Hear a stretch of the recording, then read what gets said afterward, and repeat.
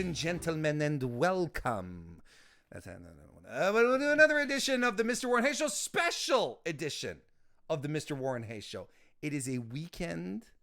It is a fantastic weekend that's upon us again. And if Mr. Warren Hayes is around on the weekend, that usually means that we've got a pay-per-view looming.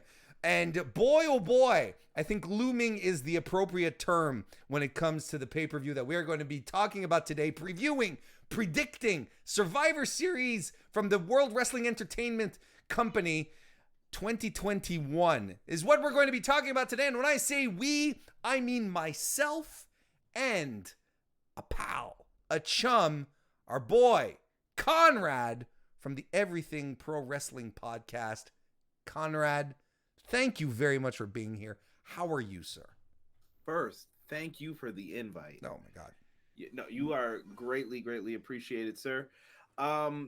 This is a big Survivor Series weekend. That's all I can say about it pretty much at this point.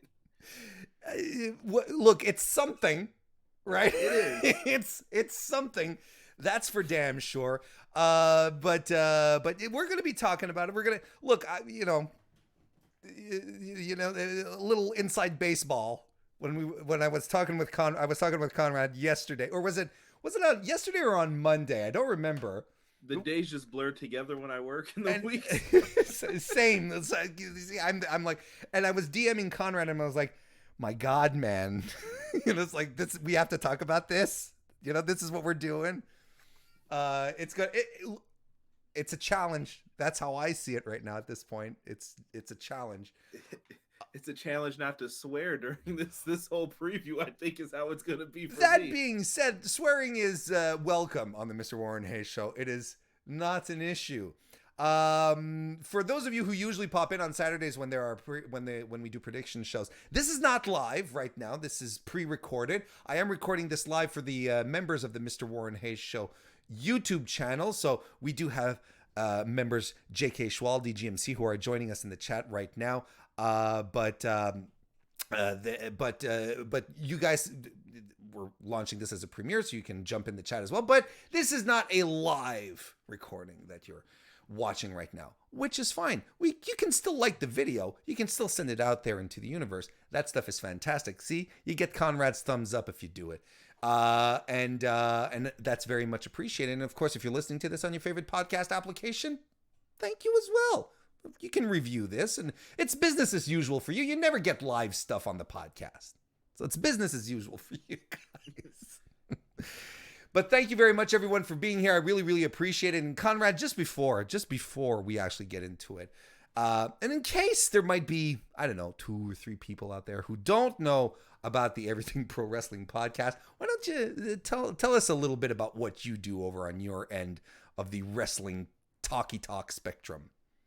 Time to sell, I guess. There you go. Everything Pro Wrestling is a show by the fans, for the fans. And we talk everything in pro wrestling. I try to, for the most part. I've been leaning more away from other content a little bit, just due to my hectic weekend schedules. But I try to talk anything and everything. We just did a video live stream earlier talking about WWE 2K22. Why? Just because I like wrestling video games.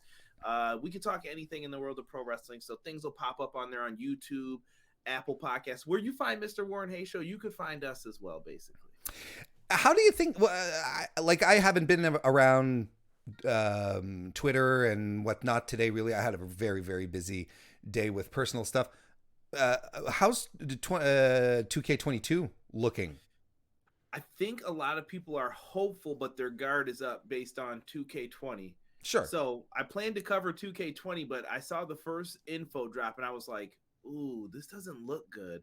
And this is coming from, I've been playing these video games since like the really bad Nintendo ones where it's like the 8-bit music that Jimmy Hart probably did for them. Dun, dun, dun, dun, dun, dun, dun, dun.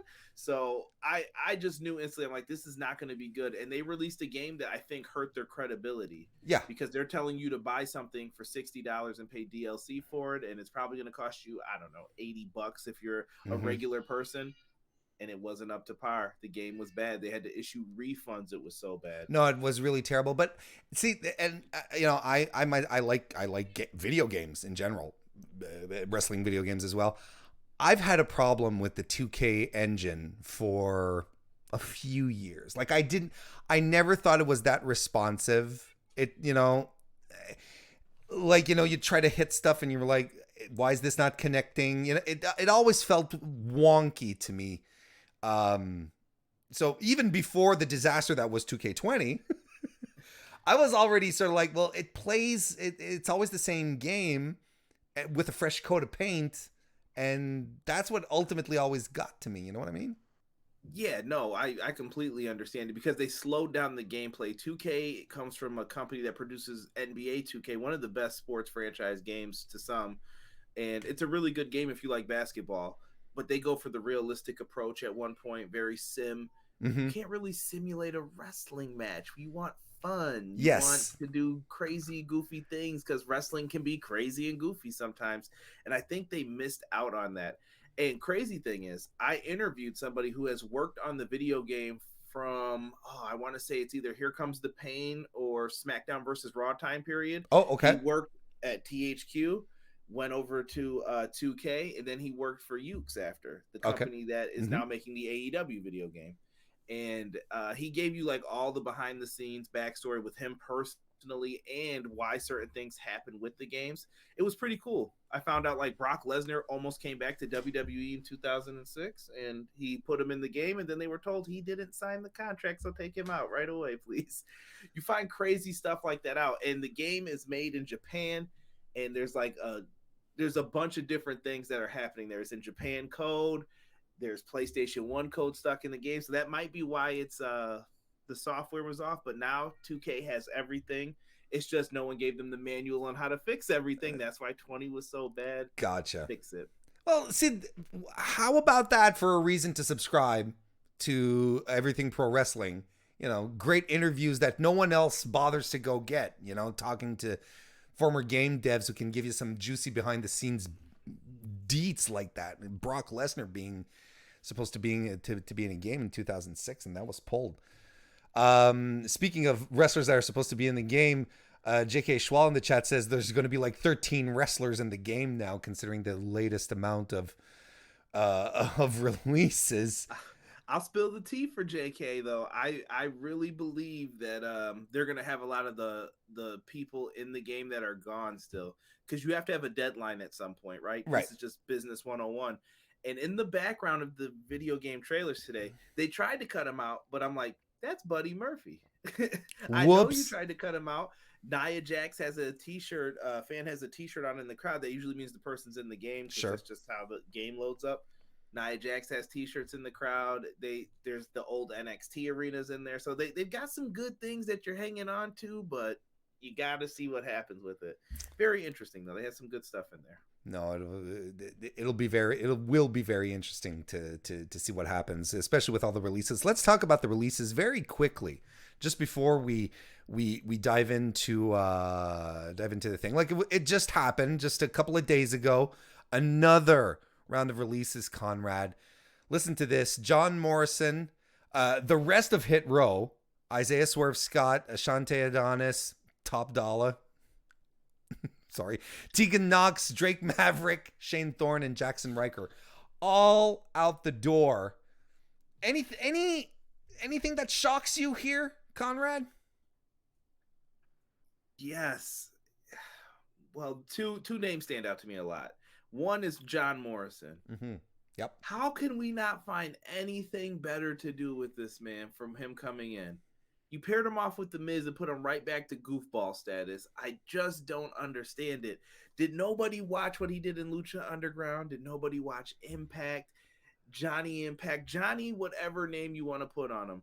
The dude is very talented, and I thought that he just got a raw deal in this. You could have probably elevated him to the main event if you would have booked him right from the start, but they chose not to. That one hurt.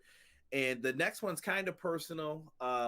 Isaiah Swerve Scott for me is someone who I thought was very, very talented.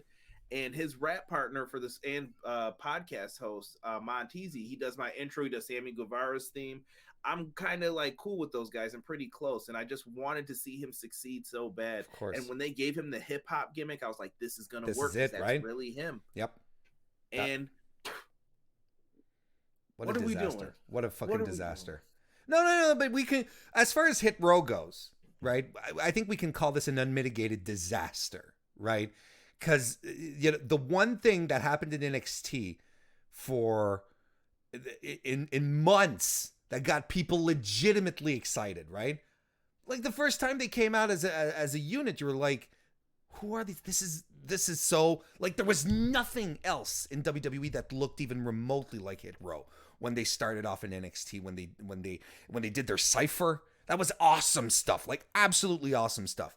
They get called up, people are like, all right, crossing our fingers because we know what call-ups usually mean, but and they get rid of BFAB, and then they get rid of everyone. Like, this is a disaster, Conrad. Like, they literally had something that had its own flavor, its own color, something that doesn't exist on main roster. And they just get rid of it.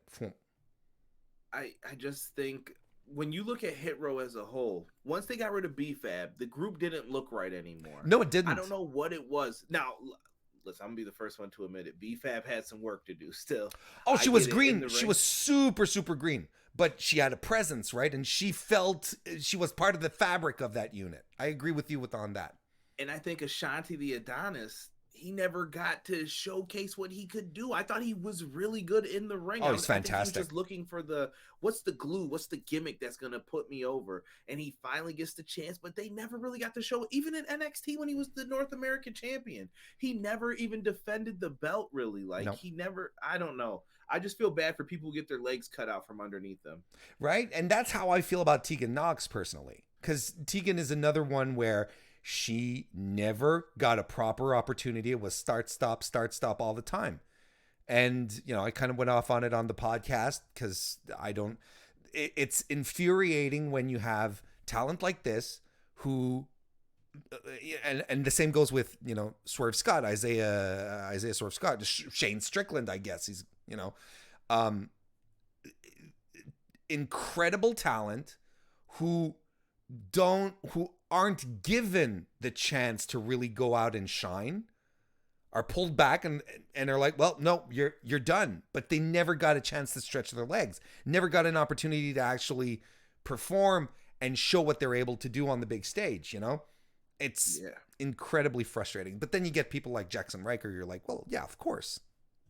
Yeah, and my Rob, who he actually just did the podcast with me, and he was just downstairs. He's my brother-in-law when we were recording. He went through all the names that have been released. I think it was within the last year, or maybe it was even a year and a half. But the talent that you heard, I was just like, how did we do this? How? And it's turned into corporate America. I don't know if anyone's worked for corporations out there, but it just reeks of corporate America. And I'm just like, we're really doing this right now. That's how we're going to treat people. If you plan better, you don't have to treat people like this. Absolutely. No, I completely agree with you. And I think it's also a testament. Like, people really get upset when this stuff happens, right? They really, really get upset. And then you see counters to that saying, well, it's WWE. Should it surprise you? It's like, yeah, it still surprises me. And it still gets to me, Conrad, because we love the talent. I think that's what it is.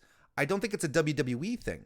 We just love the people who we get attached to the talent, which is normal because that's why you watch wrestling, right? Because you want to see fucking wrestlers go, whether it's WWE or AEW or GCW or like an AIW, regardless. It's because you want to see these people wrestle. So when they get fired, you feel bad. You feel bad for them, and you're like, and then the whole system of, I don't understand why WWE is releasing so and so because they're so good, Yeah. Anyway, there's J.K. Schwal in the chat. JK says here that Drake Maverick had a great video on Twitter. I got a chance to look at it before we popped on, sort of like a callback to the original teary-eyed video he did, but clearly showing that he's moving on at the same time. That's a bummer for him as well, and that's when you were saying about not having any planning. Drake Maverick is exactly that. We fire him, we'll bring him back, give them the babyface feel good thing. And it's like, now we got nothing for you. You know, I don't understand it. I really don't.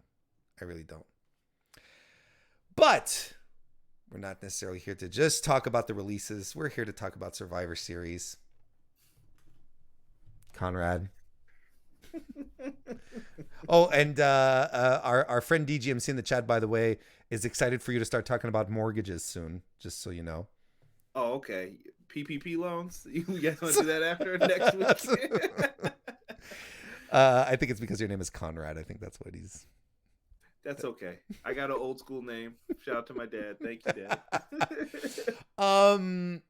Conrad, what do you think of the build to Survivor Series this year? This shit sucks. This shit is terrible. Like, what are we doing?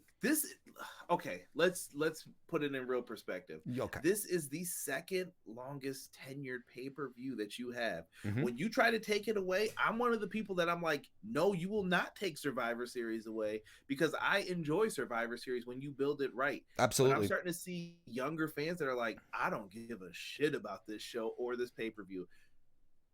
Warren, I tweeted something that was getting a little bit of attention before, and I didn't tweet it to get attention. I tweeted it because I meant it. I put, why is WWE pushing me away?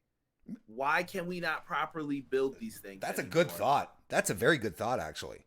Like, that's how I feel, man. I've been rejected by many of women in my life. What, you? Exactly how it feels. Handsome gentleman like yourself? I don't believe it. I don't believe it. It happens to all of us. But I just feel like it's I'm really trying. What's the matter? No, I don't want you over here anymore. I don't want your money. I'm going to do everything I can to upset you so you don't come over here. And I'm like, why don't you want this? Like, I want you to be good. I want you to do better. Just listen to me. And they just don't. And I'm like, am I out of the age range? I'm asking questions. I'm in that like doubting stage of grief. Sure. Like, is it me? Did I grow up too fast for this? Is this just not built for people in my age range anymore? Why can we not build tag matches with 4-on-4, 5-on-5 matches with captains and take it serious? You don't have to do brand versus brand. I won't cry about it. Okay, SmackDown's going to have their own matches and Raw will have their own. Cool. We're only going to do one big Survivor Series match. Fine. But you can build this and have a care about it. We spent more time on Crown Jewel, and I get it. I get that it's worth more money, but sure. What about other people? What about people who really do have a vested interest in your history, right? Because ultimately that's what it is. Like you said, second longest tenured pay-per-view of the company, right? If you can argue that if there was never a Starrcade, there would never be a Survivor Series, but that's a whole other discussion. But it's why. It's storied and it's exciting. I'm old enough to remember the early 90s Survivor Series where you'd get the Hulkamaniacs, versus the big heel faction, and you're like, who's Hogan going to recruit? And it feels special, right? It feels big and everyone's getting involved and you're like, oh, this is dope. It's like, yeah, the ultimate, because that's the thing. It's like, I think one of the things that's missing a lot is the crossover between. That's what was cool. The crossover between like the baby faces, right? From all the levels of the card, you're like, oh my god, like Hogan is going to work with Demolition this year. It's like, this is really dope, because otherwise, when would Hulk Hogan and Demolition cross paths on a regular card? Never. But Survivor Series makes it special like that, So I too remember that stuff. I didn't get to this, where there's nothing. There's no reason to be invested in Survivor Series this year. Zilch. Nada. And we could even make an argument that there's barely been a reason to be involved in it over the past couple of years, unless maybe, as J.K. Schwal points out in the chat, maybe outside of the 2019 Survivor Series, which was dope as hell, there's no reason to really get invested in it, because this brand supremacy thing means nothing to you and I, Conrad. Well, I'm sorry. When one of your top Survivor Series matches is what is it? Team SmackDown versus Team SmackDown 6 weeks ago. We've got a problem. We've got a problem. Why would I care? That's another good. Thank you for being here. That's another good thought. You're just dropping good thoughts on us. See, to me, look, I've been preaching this for as long as people have allowed me to put a microphone in front of my mouth, which means no one, because I did it myself. No one's allowing me to do this. This is, I think, getting stakes for Survivor Series would be very simple. I think, brand supremacy, it's bullshit. Like, it only exists in Vince McMahon's head. It doesn't matter. I think what you do is the team who wins basically gets the last few, are the last entrants in the Royal Rumble. Connect your fucking things together, right? So if there's one survivor left on Team Raw, he's number 30. If there's 29 and 30, hell, if you want them to fight, you have a pay-per-view between Survivor Series and Royal Rumble. Have them fight there to determine who's going to be number 29, number 30. You could even just give it to the brand because it would make it so much simpler. Like, okay, well, I won you the number 30 spot, so you owe me. So what are you going to get? Because then you could just always say, because I know some people would be like, oh, well, what about the surprises? What about when Diesel's going to come back? What are we going to do? Whoever it is, whoever's the guy that year that's going to come out, Carlito, then just say SmackDown afforded the spot over to Carlito to get him to come onto the show. It's not hard. That's actually another really good idea. Yeah. It's like SmackDown has all these spots. They can do whatever they want with it. Hey, listen to this one. Okay. What if you did it and you get the first draft pick for when you do a draft? Holy smokes. You could actually make the draft matter when you talk about brand supremacy. What do I know? Oh, no. There's so many. Look, and we're two schlubs coming up with this, just just sitting around shooting the shit, and we're coming up with this. Booking wrestling, Conrad. I'm not saying that I'm a pro, but it's okay. I'm not going to say it's not hard, but I'm going to say it's easy to overthink it. How about that?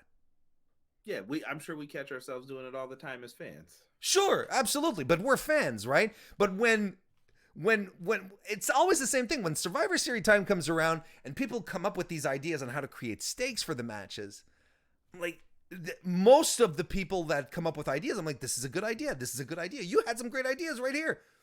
And I'm like, it's impossible that people in the room in WWE are like, or just like, nah, we don't care. Because that's the thing. It's like, if you don't care, why would I care? If you don't care about what you're presenting to me, I'm not going to give a shit about it. Absolutely not. That is the theme of this pay-per-view, what you just said. If you don't care, why would I care? J.K. Schwal again in the chat says, it'll be Hurricane Helms who's going to come in as the surprise. It's always Hurricane Helms, he says, it's either him or Mayor Glenn Jacobs. It'll be either or. Oh no, not the mayor. But honestly, I think the build is one of the biggest talking points of Survivor Series this year, or lack thereof. I think it is. I was talking about it in the Discord, which, by the way, you should join, everyone. Link is in the description. In the MrWarrenHayes Discord, we were talking, and I was like, I think, and I posted there, I said, I think this is the worst Survivor Series build of all time. And I've got members who are like, no, Warren, this is the worst pay-per-view build of all time, period. I mean, it's been uninspired and dull, and nothing matters. You got my brain thinking. If there's anything worse that I could think of, I'm even going in the depths of 95. I mean, not even the big matches feel special. Does Big E versus Roman feel special to you? Honestly, I didn't know it was a match until they cut a promo. I think it was on Raw. Because you know what? Because in the meantime, what they're doing is that they're setting up the post pay-per-view feuds in the meantime. Because then you have Big E that's feuding with Kevin Owens and Seth Rollins in the meantime. But he's fighting Roman this weekend, right? Like the only one that has any kind of focus is Charlotte and Becky. And that's for all the wrong reasons too, supposedly. And we'll talk about it. Let's start talking about the matches. The more I think about the bill, the more it depresses me. Because it's really bad. Like I don't remember a Survivor Series being Survivor Series, man. The teams, the elimination, and there's no excitement to it. There's nothing. It's empty. Completely bereft of excitement and life. I feel bad for anyone who got tickets for this. I think you have to be the most invested WWE fan that never watches anything else to be like, yeah, man, let's get ourselves some Survivor Series this weekend. I just miss the old. I have memories of all those old DVD boxes. When I was a kid, I used to go out and look for like the pay-per-view matches that I missed. And I'm like, oh, look at this Survivor Series 89. Let me check this out. What's on here? And you would just see the cool thing. You would even have something. What was the gimmick the one year? The Ultimate Survivor. Yeah. And it was like Hogan. Was it Warrior maybe? I can't remember who's on the other side. And like Tito Santana. And I'm like, well, we know how this is going to turn out. There's like 6 heels on the other side. Just what happened to what was so great? I miss seeing like the Hart Foundation teaming up, and then there's a mystery guy who's going to debut. You could just do so many things with this if you cared. The problem is with this show, Warren, you have to care all year long about your booking. You have to put people in divisions and put them in spots and do the right things with them. I'm not saying everybody can't be on the show. I'm not saying that you're going to have matches. Sometimes it's like, ooh, that didn't go too well. Oh, that guy got eliminated quickly. But there's just things you don't do. You don't address Monday Night Raw talking about feuds that aren't going anywhere with Kevin Owens. I don't know what's going on with that. And Finn Balor's in it now. I don't even know. I just don't know what they're doing.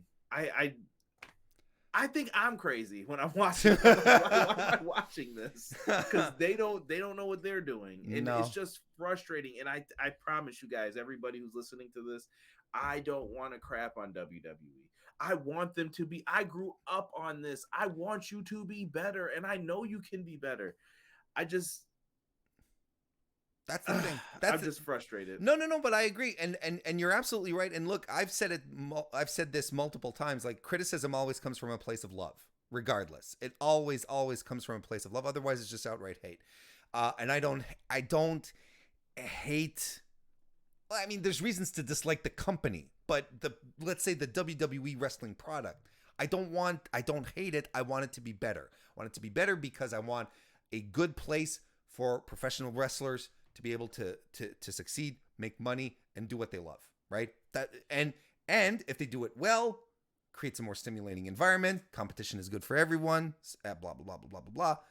You like there is more positives to WWE being good than the opposite. Right now, it is just such a tedious experience watching anything that they do these days. It's frustrating because you feel like there's no common sense in what they do. Anyway. You're correct. 100%. I find myself watching it less and less these days. If you guys want to know the honest truth, I used to review Raw, Smackdown, all that stuff every Me too. week. Yeah. And I slowly pushed away from it. I was like, I'm full. I'm done with this. I don't want any more. Not me, not right now. Because I don't want to turn into somebody who's angrily yelling into my camera and microphone every week saying I hate this. So I stopped for a little bit. Yeah. But I've noticed now my watching is waning. I've been watching more Monday Night Football on Mondays instead. Look at that. Turning back less. NXT, I look forward to watching Chucky's television series afterwards because I like horror films. I would rather watch that than NXT 2.0 because I just don't like NXT 2.0. There's characters that I like, but there's a lot of stuff that I don't that they're mixing in. And SmackDown's the A show to me now, and we all know why we watch SmackDown. And it's the same matches every week. It's not different. It's rough. It's rough. We do it for Roman. That's it. Like that's what it feels like at this point. Yeah, no, You don't feel like anyone can beat him. I just don't feel like at this point. I'm like, who are you gonna have beat him? There's nobody ready. The one guy who I would have had, you put him on Raw, and he's the champ over there. So now I'm like, okay. Well, they brought Drew in. Maybe they'll do that. Maybe. I need a story. I need a story. DGMC in the chat says resentment is a good word too. You know, in regards, you know, that's. I like it. This podcast is sponsored by Webster's Dictionary. And yes, JK Schwal, I did see I turned to the Discord to look at your puppy pictures. JK Schwal has a wonderful dog that just warms your heart. So he posts pictures to make me feel better when I'm down on stuff. So makes you feel good. Thank you for that. Dogs make the world better. They really do. Hopefully, but can dogs make the United States champion Damian Priest versus Intercontinental champion Shinsuke Nakamura match better? Can dogs help make this match better, Conrad? You know what? Yeah, I'll say so. Why not? Hell from Hell match. Put them on. Let's do it. Let's do it. No. But okay. I'm joking here. Look, here's the thing. But I want your thoughts. I'm going to lead you into this. I think that in a vacuum, this match, like in and about itself, I think it's compelling. Shinsuke and Damian Priest has a lot of potential to be really good. Agree. I think when you look at overall what they're doing with both guys, I feel like Shinsuke's on the downturn of his reign a little bit. I feel like they want to possibly go with Corbin, but maybe they won't. But this is going to be a good match, and I think Priest needs this match more than anyone else. He's been elevated a lot lately, and I just think that both of these guys can deliver something good. Priest has been one of the refreshing things to watch, truthfully, on the show where I'm like, oh, I'll keep it on if he's in a match. Cool, yeah, I'll check out what he's doing. So these guys are going to be on point, and I've been entertained even with Rick Boogs. I think he's another guy who should get a little bit more time. I don't know where you get that energy from. I don't know how old he is. He's probably younger than me, but dude, I don't know where you get that energy from, but that is tremendous. That's the most impressive part about his act. You know, if he was literally wrestling in the 80s right now, I'd tell you right now where he gets his energy, you know. But, you know, we're not going to, you know, I'm not making any assumptions. I don't know. This isn't a scoop. I don't know any information. I'm just making a joke. Because he does have a high level of energy. And you're right, you know, about Damian Priest. He's been a bit of a cornerstone on Raw and for a while, you know, especially, look, I thought Sheamus was doing some of the best work of his career. He was one of the reasons I was watching Raw with interest, because I thought Sheamus as a guy who comes in and just beats people up, I think he was fantastic. No nonsense, just give me dudes to slap around and I'll do it. And the stuff that he was doing with Damian Priest, I thought was very good, very interesting. Sure, they go back to the same matches a lot, but I thought it was very, very good. Damian Priest came out looking very good here. And I agree. I think they're elevating him, you know, doing this gimmick, right? Where he's like, oh, he goes to this dark place and he's got like let's not call it a demon. I don't know how you call it. What do you think of his gimmick? He seems like the dude that just hangs out in clubs where you would find like Blade. That's the best way I could describe him. Like, yeah, he's in chains. He hangs out in dark places, but all the girls love him. They're like, oh, check out the tall dude over there in the chains. What's up, ladies? Like, it just works for him. It's the only thing I didn't like about his act was that Archer thing that he would do with the fake bow. And I'm like, either give the guy a real bow or let's not do this, guys, because I don't get it. What are you doing? Well, he was the Archer of infamy. And, you know, in and about itself, I have no clue what that means. I don't think he did, and that's why they changed it. Gave him new music and stuff, but that's promising usually when Vince is paying enough attention to you that he's like, new music, let's Well, do this. counterpoint, Keith Lee.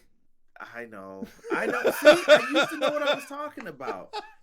Because I always think of Rollins, like, okay, he's paying attention to him. He added little flavor things into his music. Ricochet, Sure. he cares, but then I'm ruined. I'm just done. I have nothing. Yeah, I like this. This has the potential to be a lot of fun. Depends on which Shinsuke decides to show up at the same time. Because Shinsuke is fantastic, but sometimes he just mails it in. I guess it'll depend. But who do you think wins here? Whose brand reigns supreme in this match here? And chat, let us know who you think is going to win as well. I love Nakamura, and I really want better for Nakamura. I just don't think WWE sees it. I don't know how you didn't when the crowd. I was there in Orlando for his last match in NXT. I don't know what you guys didn't see because I was singing the theme. That's all I heard in my hotel room even at night. I'm like, no, for sure. Listen, this dude's the man. But I think Damian Priest is the hot hand right now. You got to go with Priest for the victory here. He's the guy you're building towards. Do it. Go all in if you're gonna do it. I think so too. DGMC. In the members chat says Priest because Nakamura only cares about surfing.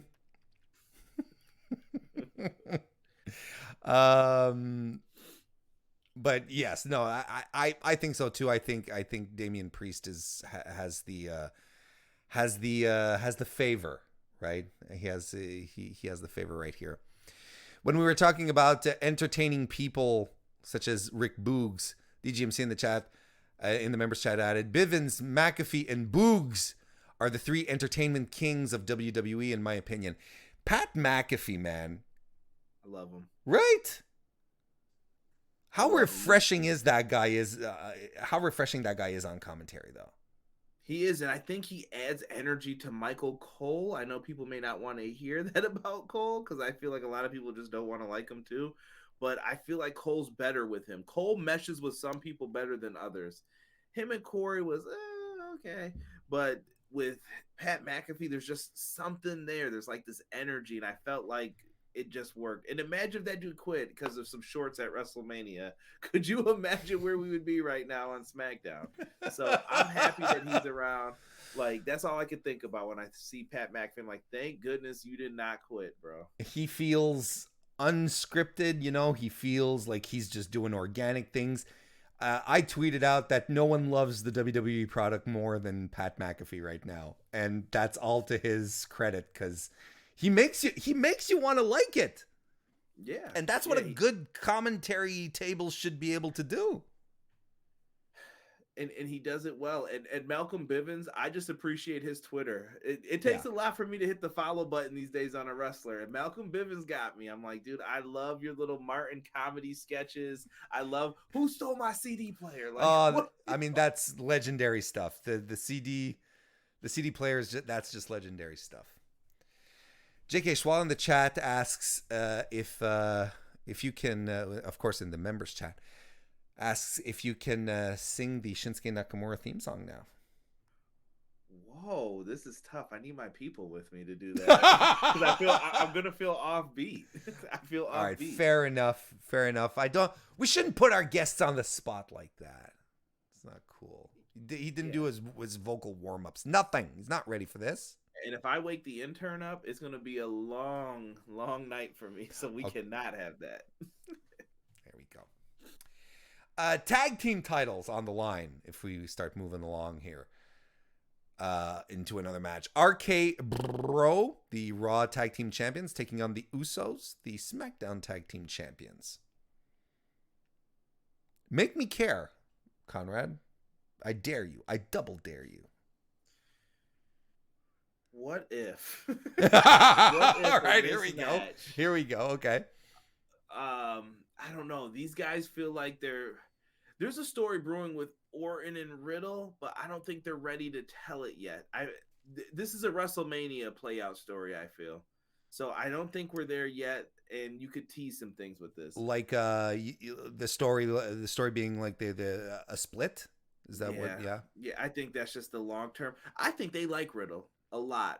I think that it's just Yeah. he's a jerk, but he's a good jerk because he's so good in the ring, and we really can't say no to this guy because he's legitimate.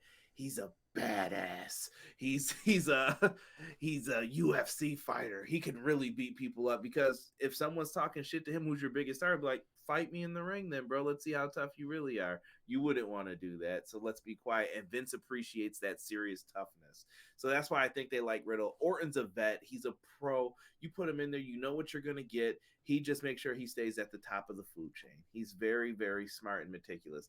The Usos, on the other hand, they're a great tag team when you compare them to all the tag teams in all of pro wrestling. I said that. The Usos are one of the top teams.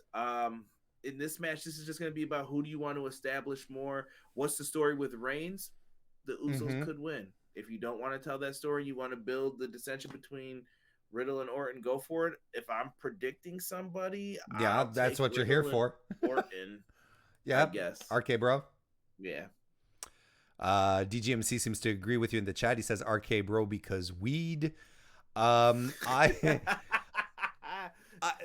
my main issue here is that I WWE doesn't care about their tag team division. Like this is, there's nothing to latch on to. There's nothing happening in the tag team division to make me even care about the champions on either brand. Here's the one thing that I'd like about this, that I'd want the split to not the split, but the draft to do. This is what I'd like some title unifications. And I'd like, we have a taste of it with the women's tag title, right? Traveling, brand agnostic. Why not just go ahead and do it? Look, the tag team titles, there is no, you barely have enough tag teams in the company as it stands, much less one, a division per brand. Merge them together. And you know what? Like the basic stuff of booking is you have your champions, championship feud. What do you do in the meantime? You start heating up other dudes, right? So that when that feud is done, you've got people who are ready, fired up, that the people are ready to get behind to see as a threat, as a challenger, and move on. There's nothing here. There's nothing in these divisions. No one poses a threat. It doesn't matter, I definitely see it. And you know what? To piggyback off of your point, I can do the justification if we were in the creative room for why you would do the unification. Go ahead. WWE's the biggest show in town, right? Yes. If you have one world champ, one mid-card champ, maybe you have two, whatever you want for the shows. And then you can even have the IC and US title be exclusive for each brand. But then why would we unify all the belts? Well, you put the titles on the people who are the biggest draw so they can go back and forth and bump up your show. There you go, which is what they're doing with Roman these days for the live shows, isn't it, right? Roman's going to Raw shows so that the Raw tickets will sell a little more. Interesting. It's almost like you meant to do this, though. But look, I don't know who wins here, and I'm gonna say the Usos because of the storyline. I'm not gonna fight you, but honestly, it doesn't really matter. J.K. Schwal says, "RK Bro, what? RK Bro, just Roman can call the Usos losers." Oh, okay, I see. He predicts RK Bro because only Roman can call the Usos losers. Sorry about that, JK.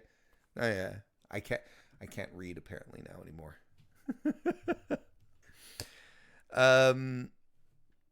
There we go. Let's move on to the next match. WWE Champion Biggie taking on Universal Champion Roman Reigns. I'm looking forward to this, Conrad. What about you? Yes, this I preached for so long when everybody used to say who's the guy that takes the belt off of Roman. I always said Big E before Money in the Bank. I said if I'm building someone up to do it, it's Big E right now. Mm-hmm. And my heart was stolen from me when Big E cashed in on Lashley. It was a cool moment. I was happy for the guy, but now we're here. So do you can you have Big E beat him? Maybe. But would I do it? No, you can't. Roman's too powerful. He's the beast that you have to keep feeding now.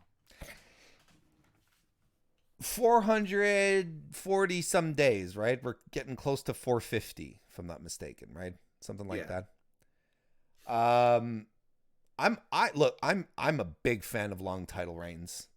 I think the opposite is annoying. I'm a big believer in the value of a world championship, and not flipping hands every 90 days. I think it's important. So, I know a lot of people are like, Roman's had it too long. I don't mind. I think it's fine. I think it's actually pretty cool. Of course, like there's no titles being changed hands, right? It's all brand supremacy, pal. It's like it doesn't matter. Which is why I think Roman is not going to lose, right? I don't think Roman is going to lose. I think he's going to continue just being dominant and invincible, because beating the other world champion is still a mark of prestige. It continues to add to Roman's aura, where he can't be beaten because the guy who owns the other world title on the other show can't beat him either, right? And it continues that discussion. Who is the guy who's going to beat Roman Reigns? But then, look, I want your thoughts on this, because I know everyone talks about it. Who's the guy who's going to beat Roman Reigns, right? That's inevitable. But even on top of that, who are you going to build to be even remotely credible at this point as a challenger for Roman?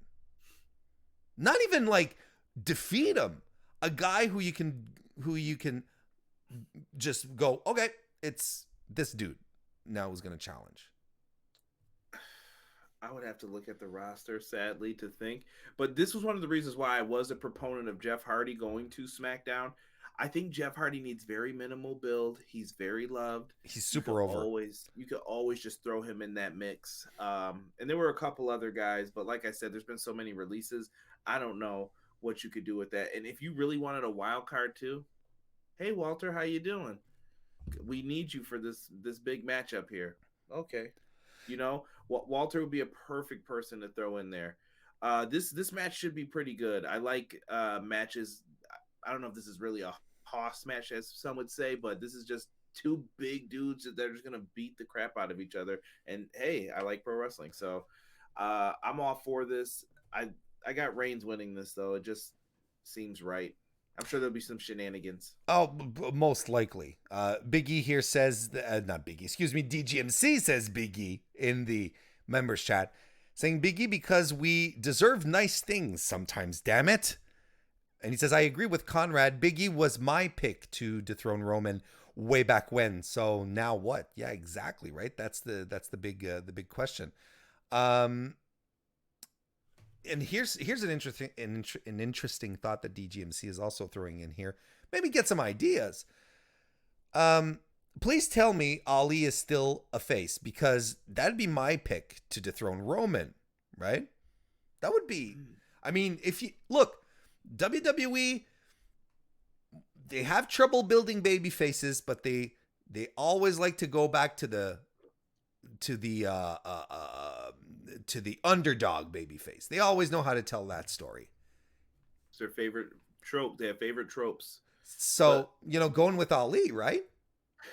I would love, listen, here's what I think. When you say Mustafa Ali, my heart gets filled with joy. I know sometimes he was supposed to be a heel, but I just don't believe it. No. The dude's a good guy. He really is. He had the cool, I don't even know what you want to call it. Yeah, the light on his hand. He made it for a kid on Twitter and sent it to him. Like, he was like, yeah, I know you're never going to find this anywhere, but I make them myself, so here you go. I'm like, that's a good dude. The man was a Chicago police officer. That's a good dude. Like, you don't find good people who just do this type of stuff. He was just a nice guy, and I've never heard anybody say one bad thing about Ali. Nope. And he's always cared. Good dude. I wouldn't be mad at it. I'm going to throw another name back, though, because why not? Sure. I'm going to throw out the name, and I hate this name. So I really want to say Rex Steiner, but we're going to say Braun Breaker. I think it's going to be someone from NXT, and they're going to show, pal, I do such good shit in NXT. While Hunter was gone, I made a WrestleMania superstar. Sure. Yeah, boss. He's looking real vascular, too, you know? See, no Nakamura, but there you go. We got the Johnny Ace impersonation, so my day is complete. No, but you're right though. Like, Vince could just be like, Vince wants to make his own stars. That's his thing, and that's why he's getting rid of all these kids who came up on the independent circuit, and that's why he's hiring people who who have athletic backgrounds but don't come from wrestling, because he wants to make his own stars. Because that's always been an ego thing for him. It's like, I made these stars, I make these people, you know. That's absolutely for sure. J.K. Schwal says that Shane O'Mac is the chosen one. Remember, Chad is great. Oh man. So what are we saying here? I'm going with Roman. Yeah, I went with Roman. Yeah, okay. It seems like a foregone conclusion. Yeah, it is. I would imagine. I agree. Raw Women's Champion Becky Lynch versus SmackDown Women's Champion Charlotte Flair. This is the only match that has any heat, and we know why. Not good reasons. And I don't know. Okay. How much of this do you think is true and not, Warren? Oh, I think we're getting worked. I do too at this point. I think we're getting worked.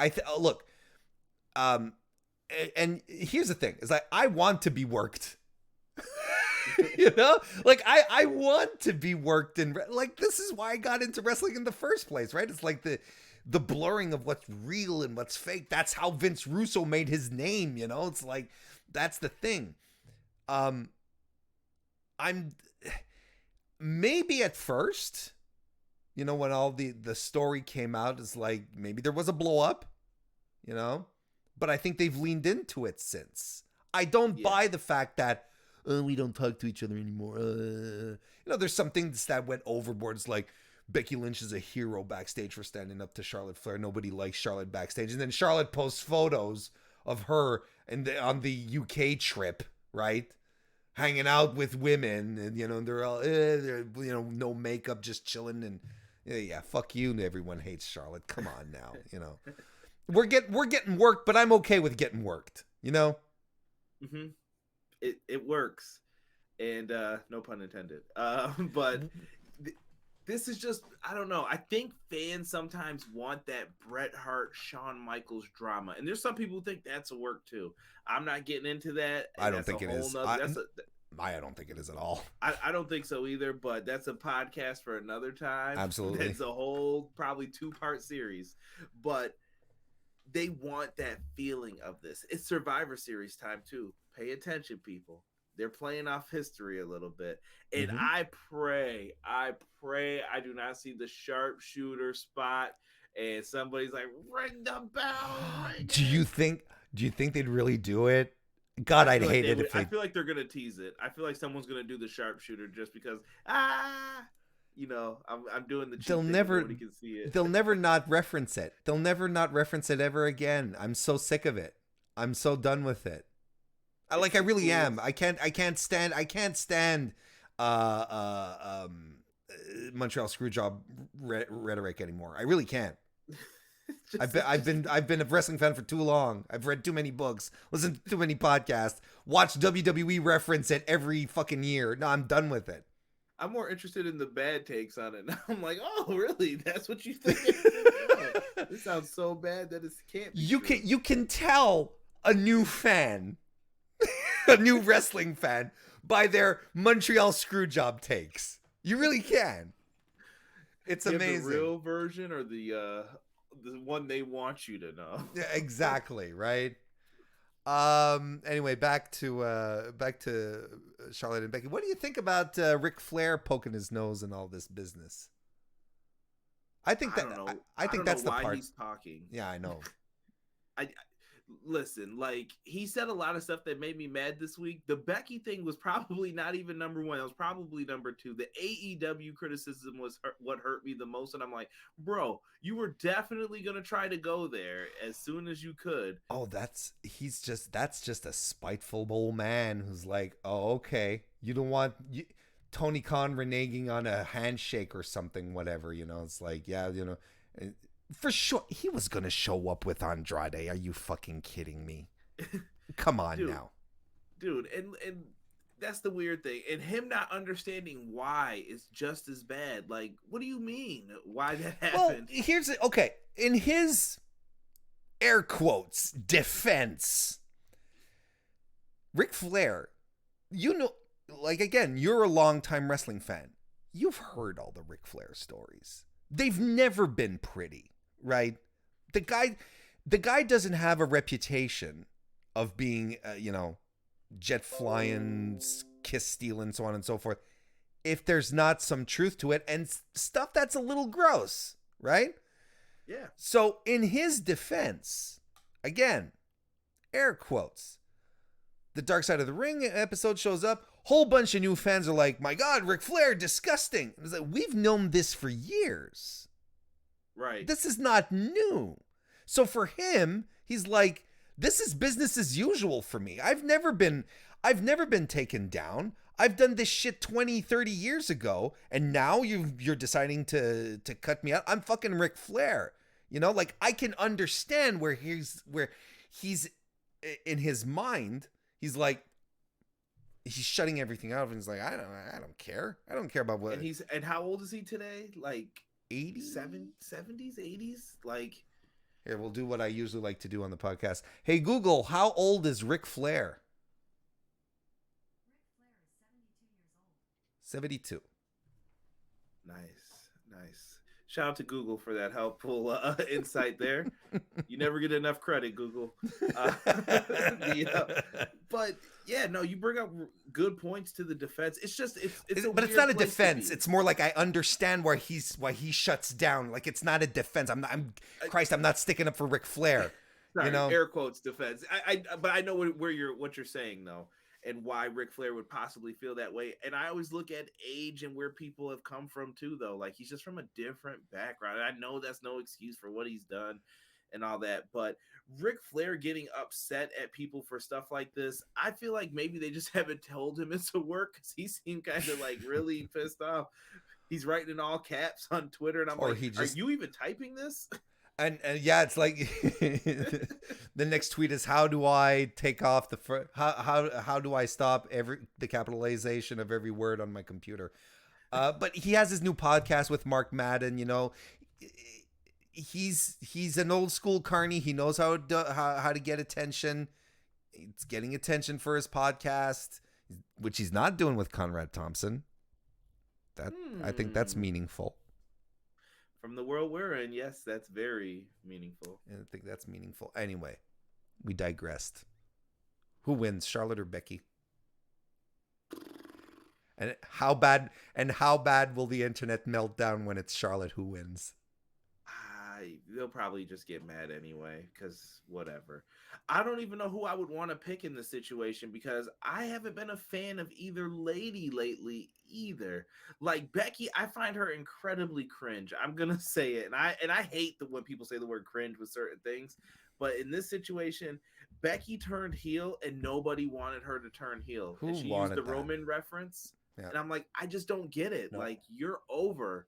There's a difference between you and Roman. That's the difference. Yep. Yeah, you were over. Like, I don't understand it. And Charlotte is vilified. Yeah. I host podcasts with other people. Some of my friends are casuals who come on and they'll talk sometimes. They do not like Charlotte for anything. They're like, oh, I can't stand her, and I'm like, it's working. She that's what she wants. Charlotte is That's, wonderful for that.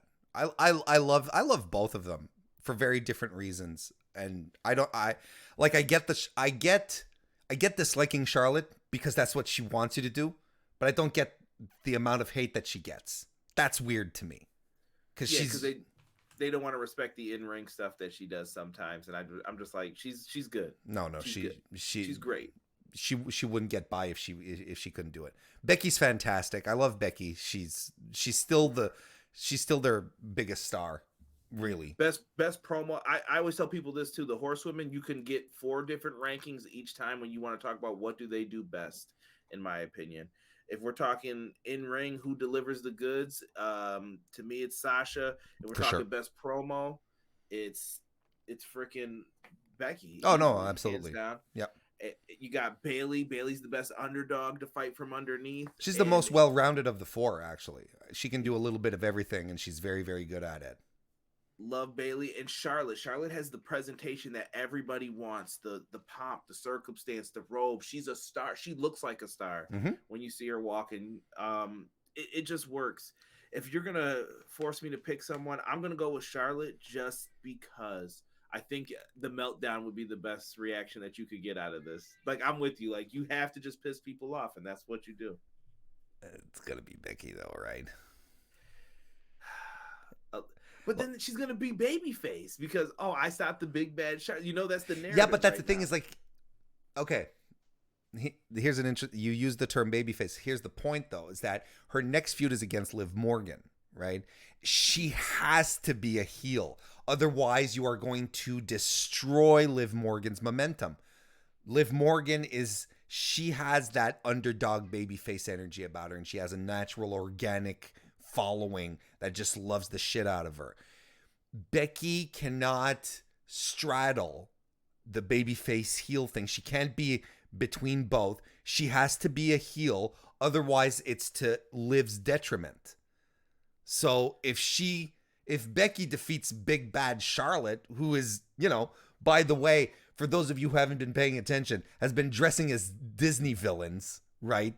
Disney evil queens, in case you're wondering if she's working us or not, just so you know. She absolutely, if she defeats Charlotte, then she's a hero. You know what I mean? Right. You gotta go with Charlotte, man. I just think I don't know. This is a very delicate situation that affects a lot of other people. Like you said, with Liv Morgan. On the other side, Charlotte.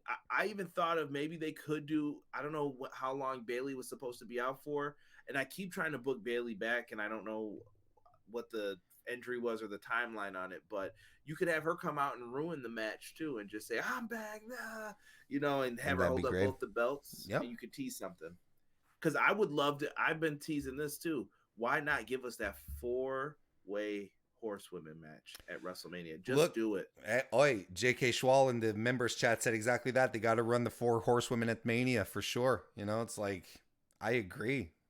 Just look, they didn't give us, or they were sitting on it or whatever. We're never going to get the Shield triple threat main event at WrestleMania, right? We're never going to get that now. Don't wait for the 4 horsewomen to start fucking going elsewhere. Like, do it now. This is the time. Strike while it's hot. Or while at least while you still have the women, that's right. That's the thing. Before you fire them.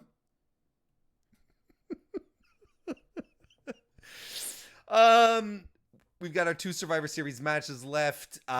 Team Raw versus Team Smackdown for the women. On Team Smackdown, you have Sasha Banks, Shayna Baszler, Shotzi Blackheart, Natalya, and the newly added Toni Storm. And on Team Raw, you have Bianca Belair. I'm Rhea Ripley. I don't know why I was drawing a blank. Liv Morgan, Carmella, and Zelina Vega, Queen Zelina.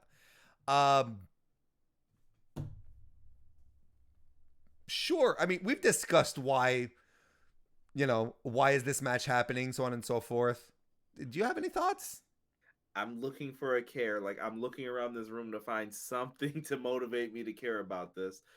I'm glad Sasha's in it, but I feel like Sasha and Shotzi. Try saying that 3 times fast. Shots on Chelsea.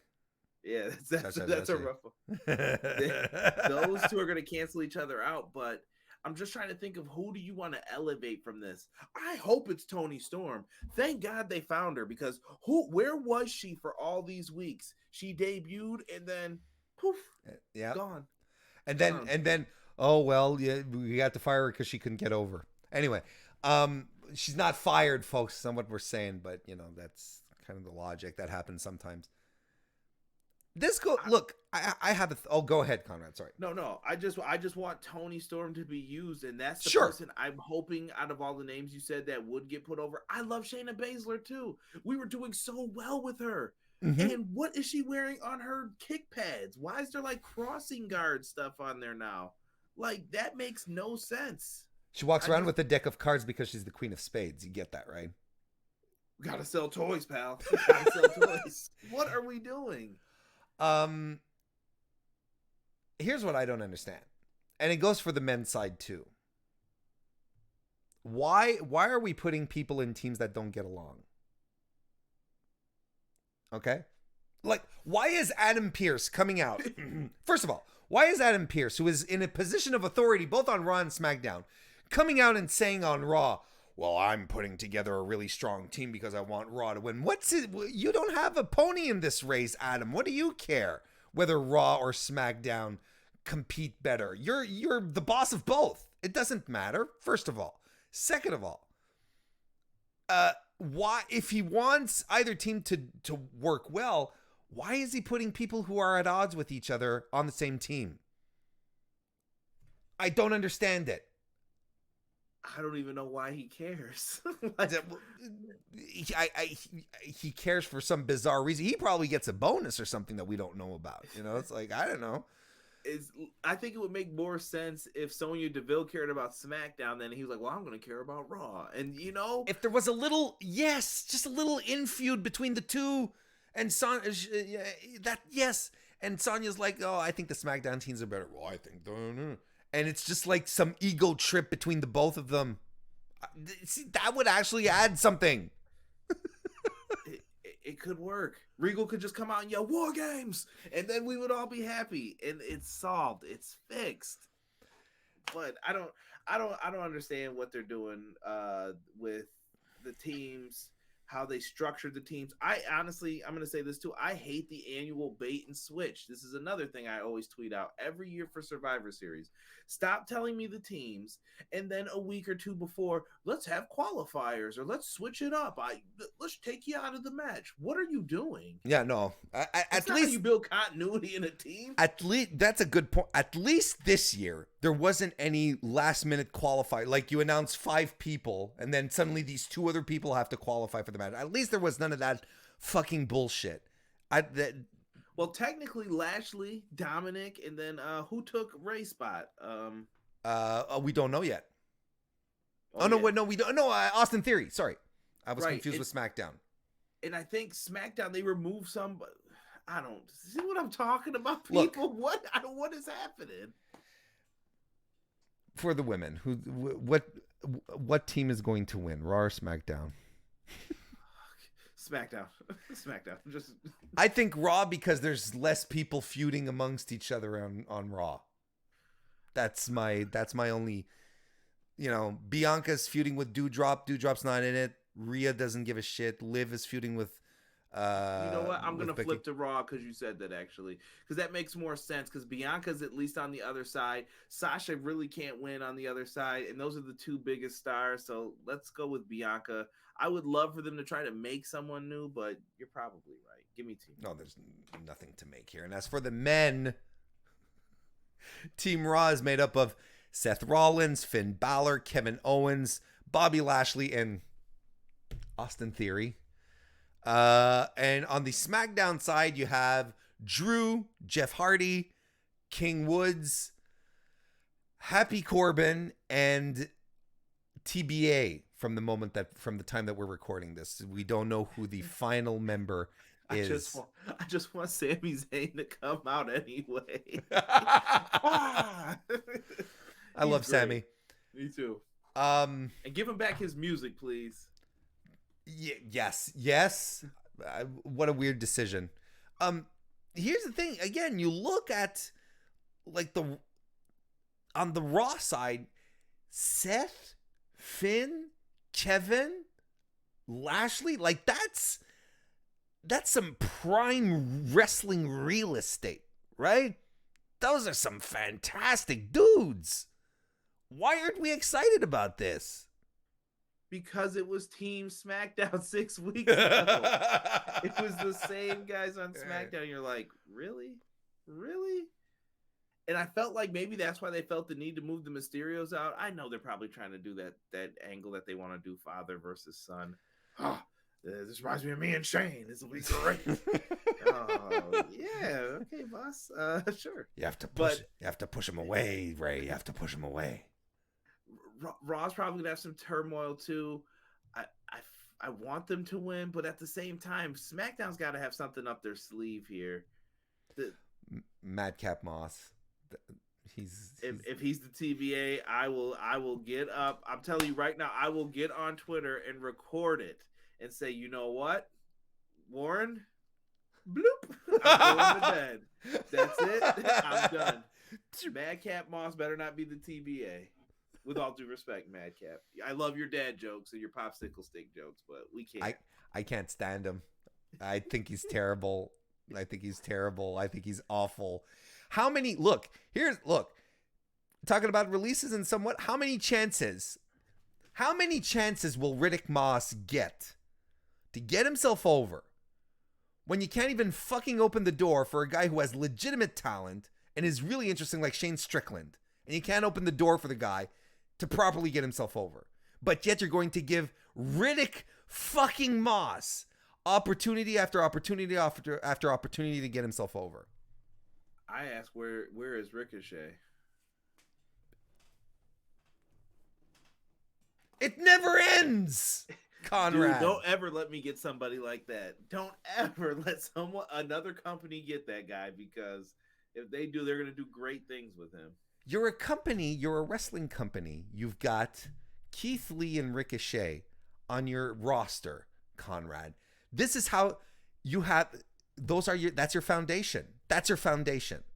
Someone tells you, Conrad, I'm giving you $10 million to start your wrestling promotion. Plus, here's Keith Lee and Ricochet as your first two stars that we've signed for you. That's your foundation. You're good. How can you fuck it up? I don't understand. I often say that in wrestling, and then I end up disappointing myself. How could you screw this up? They manage. They always manage. Who wins, Team Raw or Team SmackDown for the men? I'm going to go with Team SmackDown. I think maybe they got a surprise up their sleeve. I think Team SmackDown, just because too many people don't get along on Raw. Mm-hmm. And Kevin Owens is going to fuck it up for a bunch of people, and I'm here for that because I love Kevin Owens. Yeah, that sounds right. I mean, they're trying to give him something. We all know why. And listen, if you're gonna do it, I guess. That's all I can say. Go all the way with it. Push this man, because he should have been. I feel bad for him because I feel like every year it's been the same story since the Universal title thing with Jericho. Kevin Owens is on a show. You know, if you put him on the other show and switch him from whatever he is, heel or face, he'll do better. And you just do. I'm like, we're in the same holding pattern. I feel like I'm watching Big Show turn over and over again. I'm like, oh no, okay. Poor Kevin. No. And that's not a bad knock on him. He's a great wrestler and a great talent. I just feel like they don't know what they want to do with him. No, they have no idea. They really don't. Do something. They really, really don't.